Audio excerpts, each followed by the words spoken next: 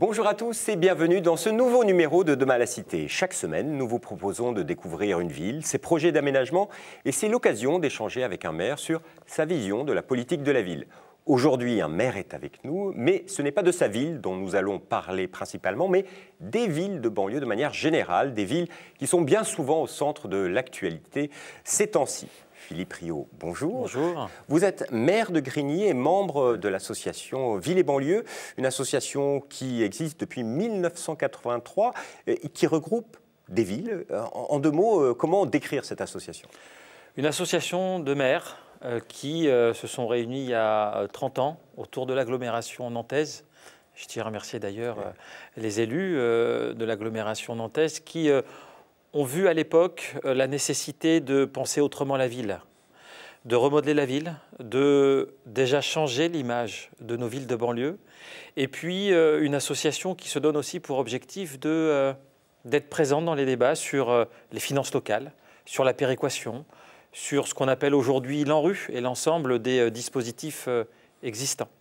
Combien il y a de maires aujourd'hui qui sont membres de cette association? 150 maires environ, villes, qui sont membres de cette association, des maires Courage, au sein d'une association qui a 30 ans, l'âge de la raison, une association bien adulte qui, aussi petite soit-elle, a quand même fait bouger énormément de choses dans ce pays. Alors au début, elle est née en province. C'est d'abord en province qu'il y a eu une vraie prise de conscience. Et puis petit à petit, la région parisienne, parce que quand on parle de banlieue, on pense souvent Paris et sa région parisienne. Non, je crois que c'est la force de cette association. D'abord une pluralité politique. Nous nous rencontrons UMP, PS, Europe Écologie Les Verts, Parti communiste français et autres. Et le poids de la province, effectivement, même la présidence, les présidences ont été majoritairement, très majoritairement, des élus de province, que ce soit dernièrement le maire de Grande-Synthe, Damien Carême, auparavant Gauquelin, Harrieux-la-Pape, il y a eu aussi Sotteville-les-Rouen, Nantes, et puis pour la région parisienne, Claude Dillin qui nous a quittés il y a quelque temps. Qui a été une des figures Absolument. de cette association. Et justement, cet échange entre les maires, il est important, ce travail en commun. On retrouve les mêmes problématiques en région parisienne et en province? Oui, on vit sur des territoires qui traversent les mêmes difficultés, avec des points communs, mais aussi des différences. On ne peut pas traiter la gouvernance de la même manière en région parisienne que dans une agglomération nantaise, rouennaise, autour de Lille ou autour de Marseille ou encore de Lyon. Ce que vous avez en commun, c'est que vous défendez vos villes, vous défendez vos banlieues. C'est quelque chose de très important que vous défendez même à l'international. Aussi. Oui, nous avons ce point commun-là, de vivre des mêmes réalités, des réalités qui sont communes, liées à des charges sociales importantes, liées à ce qui traverse profondément notre société française, dans ces territoires maltraités. Et vous, en tant que maire d'une ville de banlieue, Grigny, qui a ces grandes cités, Grigny 2, la Grande Borne, qu'est-ce que vous retrouvez, vous, concrètement, pour votre travail au quotidien sur votre ville, au sein de cette association? Des idées, de l'échange, un regard neuf de la part de collègues. Pour un exemple, Madame Arenou, maire de Chanteloup-les-Vignes, d'un autre bord politique que le mien, on a un point commun, c'est que nous avons deux grands ensembles faits par le même architecte, Émile Aillaud.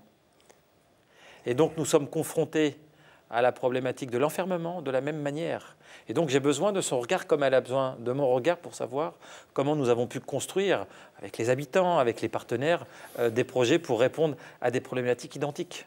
Donc même dans le bâti, on peut avoir des problématiques identiques. Parce qu'un maire, c'est aujourd'hui un aménageur, il y a de grands projets, on en a parlé un petit peu avec l'ANRU, vous en avez parlé. Oui. Mais pour revenir sur ces 30 ans de l'association, plus de 32 ans aujourd'hui, quel regard portez-vous sur 30 ans de politique de la ville? Parce que finalement, vous intervenez là avec cette association. Il faut que tout le monde prenne conscience que sans la politique de la ville, nous ne serions pas où nous sommes aujourd'hui. C'est-à-dire avec des avancées réelles. Pour beaucoup, la politique de la ville, ça ne sert à rien, regarder ce qui se passe. Au contraire, ce sont les autres politiques qui sont en échec dans nos quartiers. Ce n'est pas la politique de la ville. Quand la politique de la ville représente 0,42%, 0,42% du budget de l'État. C'est une politique qui nous a permis une innovation remarquable, des expérimentations, de territorialiser des choses en s'appuyant sur les gens. C'est ça la politique de la ville. Moi, ce que je demande et ce que l'on demande tous, c'est que toutes les autres politiques publiques, la sécurité, l'éducation, la justice, aient la même inventivité, la même souplesse d'intervention que la politique de la ville. Quels ont été pour vous les grands moments? Vous avez parlé de l'ANRU. L'ANRU, ça a vraiment changé quelque chose, mais est-ce qu'il y a eu d'autres interventions importantes qui ont changé la vie dans les banlieues? Allez, 3 éléments. Bien évidemment, le cadre bâti. L'ANRU a été un accélérateur des transformations urbaines et du remodelage ou de la rénovation. Programme de réussite éducative. Là, on touche les enfants et l'éducation des enfants. Ça ne se voit pas. C'est difficilement quantifiable et qualifiable. Mais c'est un travail remarquable fait auprès des enfants pour remettre de l'égalité dans les parcours éducatifs. Et là, une vraie plus-value. L'autre élément, vis-à-vis de l'emploi, je crois que nous sommes très moteurs sur des dispositifs innovants, que ce soit les clauses d'insertion dans les marchés publics. L'ANRU, nous avons porté ça au sein de l'ANRU. Aujourd'hui, toutes les collectivités, c'est rentré dans le droit commun, ces choses-là. Donc, encore une fois, nous avons une capacité d'innovation, d'expérimentation remarquable. Alors, il y a pour vous donc un avant et après ANRU. Est-ce que, là, on sort de l'ANRU 1, est-ce que le bilan de l'ANRU 1 est pour vous satisfaisant ou il faut aller encore plus loin? Est-ce que ce qui est proposé dans l'ANRU 2 est plus intéressant? Alors, je ne sais pas si je m'adresse aux membres de l'association ou à l'élu local.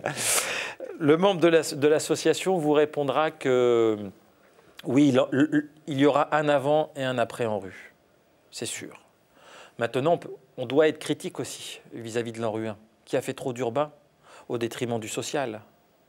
Et on se rend tous compte qu'on a besoin aujourd'hui, et c'est l'architecture de la loi Lamy, la nouvelle architecture de la politique de la ville, de mettre sur un même pied d'égalité l'urbain et l'humain.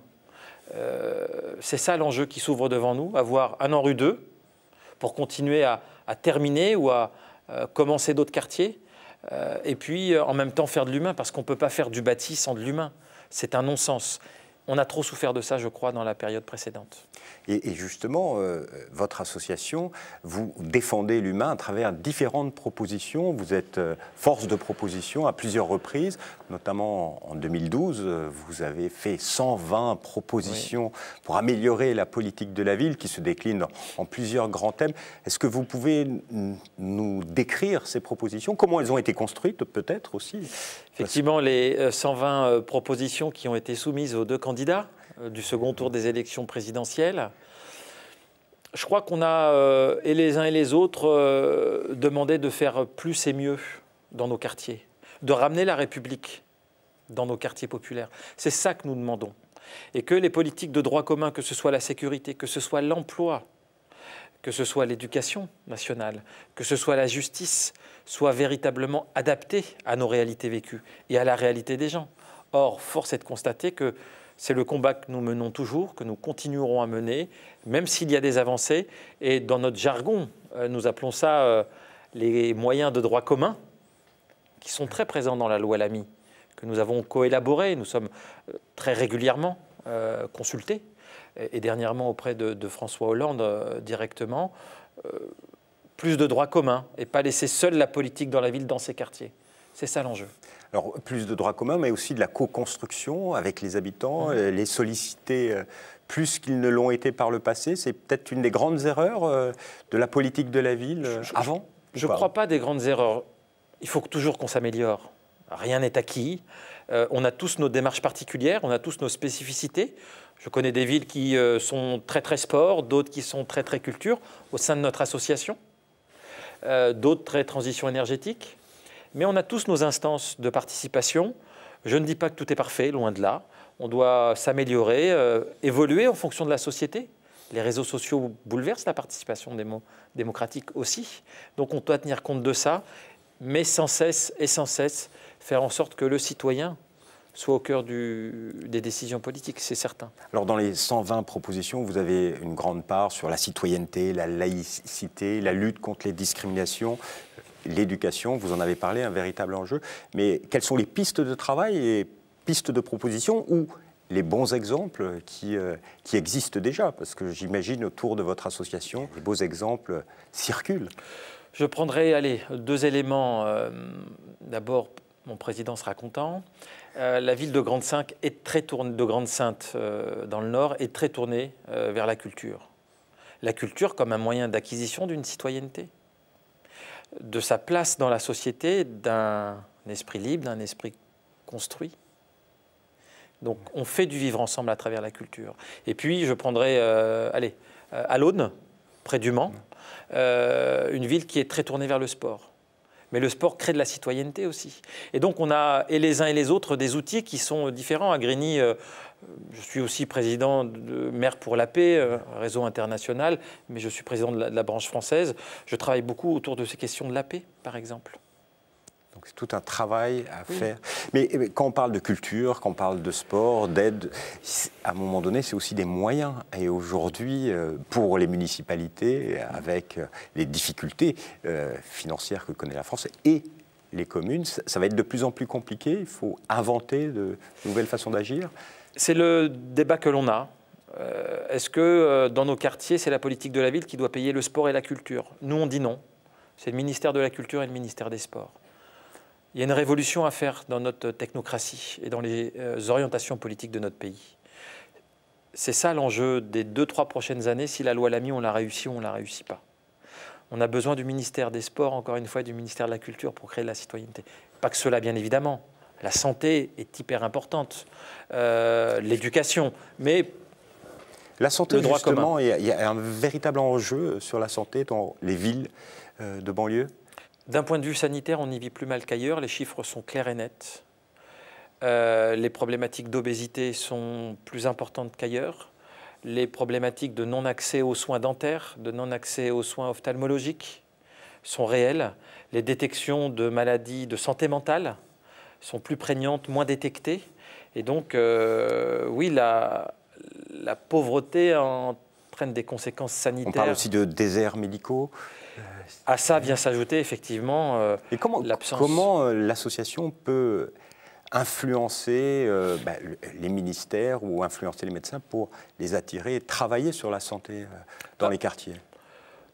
D'abord, ce sont des dynamiques territoriales, des élus, des associations qui portent ces enjeux-là. C'est aussi lorsque l'on construit l'ANRU ou des contrats de ville, puisque c'est l'autre volet, le volet humain, ça s'appelle contrat de ville, et le volet urbain en rue, pour faire simple, c'est de faire en sorte que la Caisse des dépôts, par exemple, puisse aider à flécher des crédits d'investissement pour créer des maisons de santé. Parce qu'aujourd'hui, on sait qu'il y a une nouvelle forme des praticiens de la santé, de plutôt être regroupés dans des maisons de santé avec un pôle administratif commun. C'est fini un peu le médecin de famille dans son immeuble tout seul. Oui. Et donc, il y a mobilisation de crédits pour cela. Et donc, il y a des expérimentations qui ont fonctionné sur les maisons de santé, notamment autour de Grenoble, dans le sud-est, et qui aujourd'hui font des petits un petit peu partout en France. Ah, aujourd'hui, ça fait des petits partout, mais pas uniquement dans les quartiers populaires. Nous en avons créé un dans l'Essonne, ça a été le premier en Essonne à Grigny. Des maires du sud de l'Essonne, des territoires presque ruraux, nous demandent comment cela fonctionne. Alors, donc nous sommes, encore une fois, à la tête de l'innovation. Alors, l'association est intervenue dans la campagne pour les élections présidentielles de 2012, mais vous êtes également intervenu en 2014 avec une charte, un manifeste, c'est ça, avec 14 propositions, 14 contributions pour les municipales. En 2 mots, les grandes lignes de ces 14 propositions. Oh, c'est toujours le même leitmotiv que l'on a, comme toute association d'élus. Ceux de montagne feront toujours des choses pour améliorer. C'est de proposer à tous les candidats d'abord un éclairage sur la réalité de nos quartiers, ce dont on a besoin. Et puis, on va retrouver dans ces 14 propositions la question de l'emploi, la question de la formation, qui est un enjeu qui est sous-estimé dans nos quartiers. Et je trouve qu'on n'a pas assez d'outils, même si on est quelques-uns à avoir inventé des choses. La question de l'insertion, la question de l'éducation, il faut toujours remettre le cœur à l'ouvrage pour faire en sorte que ces différentes thématiques puissent être abordées de manière globale pour véritablement changer la vie des gens. Et puis, il y a également un point sur les finances, et notamment accentuer la péréquation urbaine. Là, il y a un formidable enjeu pour ces territoires. C'est peut-être dans la dernière période, avec la nouvelle architecture de la politique de la ville, notre plus important combat, qui a été celui de la réforme de la dotation de solidarité urbaine et de l'augmentation de la péréquation, parce que nos villes, nous avons une charge qui est différente de celle des autres. Nous avons des villes beaucoup plus jeunes, et donc en tant que maire, on a des obligations plus importantes que d'autres, et en même temps, cette population est celle parmi la plus pauvre de France, concentrée. Je rappellerai d'ailleurs que maintenant, la délimitation des périmètres politiques de la ville se fait sur un critère, qui est celui du revenu fiscal par habitant. Ce qui a permis un recentrage d'ailleurs de la politique de la ville. Concrètement, pour nos téléspectateurs, vous pouvez donner un exemple, peut-être à travers votre ville. C'est quoi le revenu moyen sur un quartier? Le revenu moyen à Grigny 2, 8 800 € par an et par ménage. La Grande Borne, 10 000 € par an et par ménage. Et il faut rappeler que Grigny 2, c'est une centaine d'immeubles. Et c'est combien de... plus d'une centaine d'immeubles? 5 000 logements. 5 000 logements. Grigny 2, 5 000 logements. La Grande Borne, 3 500 logements. Je vais vous donner un autre exemple. En nombre d'habitants, c'est 17 000 à Grigny 2 et près de 12 000 à la Grande Borne. Juste, ayez à l'esprit la chose suivante. Nous sommes actuellement en agglomération avec la ville de Viry-Châtillon qui a 31 000 habitants officiellement. La ville de Grigny, 27 000. J'ai 27 groupes scolaires pour lesquels j'ai des dépenses obligatoires d'entretien du patrimoine, d'investissement, de fonctionnement. La ville d'à côté, Viry-Châtillon, 31 000 habitants, 19 groupes scolaires. C'est-à-dire que j'ai un tiers de dépenses obligatoires pour entretenir mes écoles maternelles, mes écoles primaires, le bâtiment, l'électricité, l'eau, le ménage, la restauration et le périscolaire. Donc là, on voit bien le besoin de la solidarité urbaine qui doit être accentuée. C'est quoi la position de l'association et quelle est la vôtre? Je vais dire la mienne. Nous subissons aujourd'hui la conséquence des choix des politiques austéritaires. Pour la ville de Grigny, c'est une baisse de la dotation globale de fonctionnement, comme toutes les autres villes. Ce que nous avons réussi avec Ville et banlieue, c'est de faire en sorte que lorsque les dotations globales de fonctionnement baissaient pour tout le monde, nous puissions, nous, sur les dotations de péréquation, ne pas y perdre en définitive. C'est ce qui arrive aujourd'hui. On aimerait ne pas perdre et augmenter. Là, on a un équilibre parce que nous nous sommes mobilisés avec nos parlementaires. Au premier chef, je pense au député maire de Sarcelles, M. Pupponi, et d'autres, à faire en sorte que les villes de banlieue devaient être moins touchées que d'autres au sein des politiques austéritaires, même si c'est profondément injuste et on est obligé de faire des coupes dans nos budgets qui sont terribles. Alors aujourd'hui, quels sont les vrais enjeux pour les villes de banlieue? Alors aujourd'hui, on nous dit oui, depuis les attentats de janvier, il y a plein de choses qui ont changé. Est-ce que c'est le cas?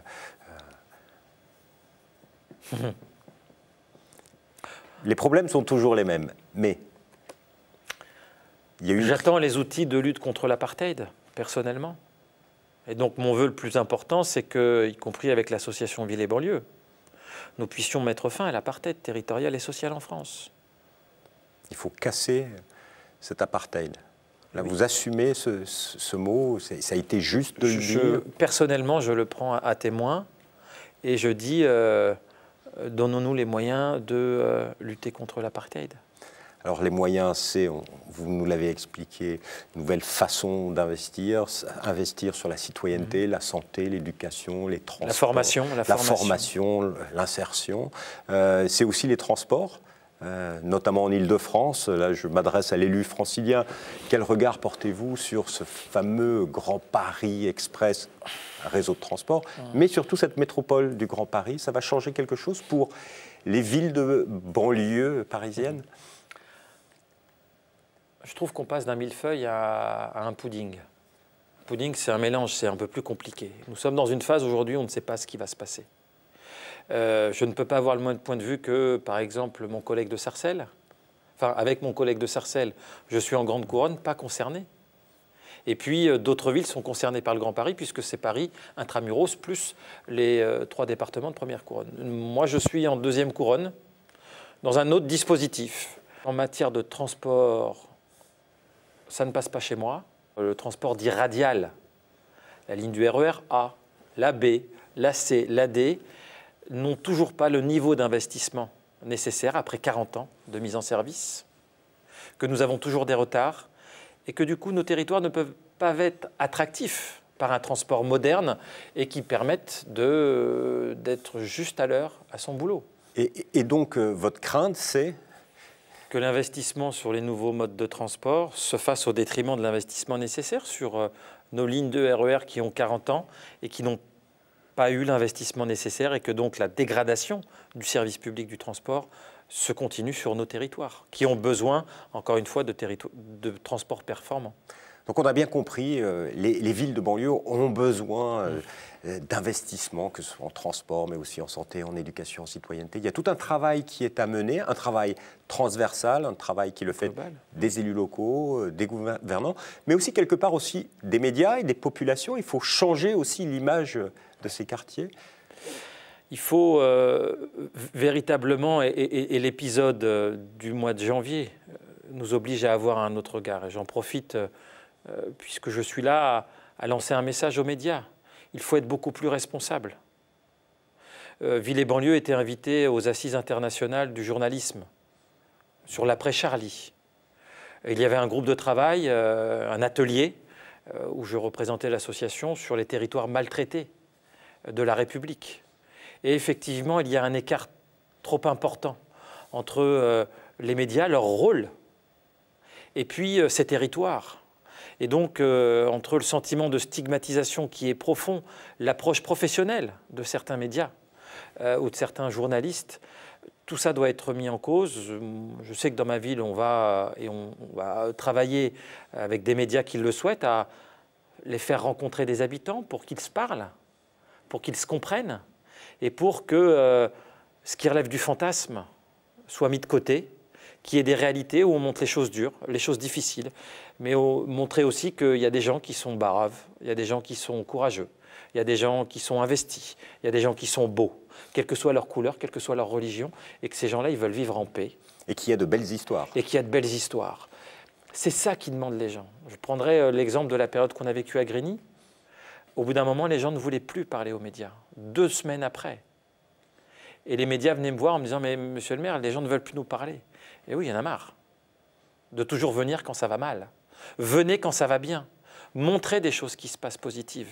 Et on rêverait tous que, au 13h de TF1, il y ait non pas uniquement la France rurale, que moi j'adore, parce que je viens de là, mais qu'il y ait aussi un petit bout de France urbaine, des choses qui fonctionnent, et encore une fois, des talents nombreux et inimaginables, qu'on soit jeune ou moins jeune dans ces quartiers.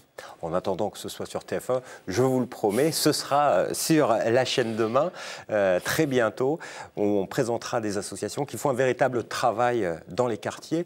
On arrive en fin d'émission, on a pour tradition de poser 3 questions à l'élu local. Donc là, je m'adresse aux Grignois ou aux Grignards. Difficile de savoir quel terme il faut utiliser. Les deux.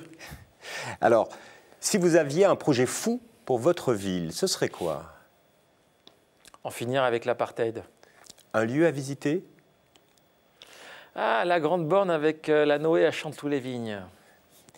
Et quel est l'événement à ne pas manquer sur votre ville? Ah, sur ma ville. Les 365 jours de l'année. Monsieur Rio, merci beaucoup d'avoir participé à cette émission. Merci à vous et encore une fois, merci au nom de l'association de nous avoir invités. Quant à nous, on se retrouve bientôt pour un nouveau numéro de Demain la Cité. Entre-temps, vous pouvez voir et revoir cette émission sur notre site internet www.demain.fr. Au revoir.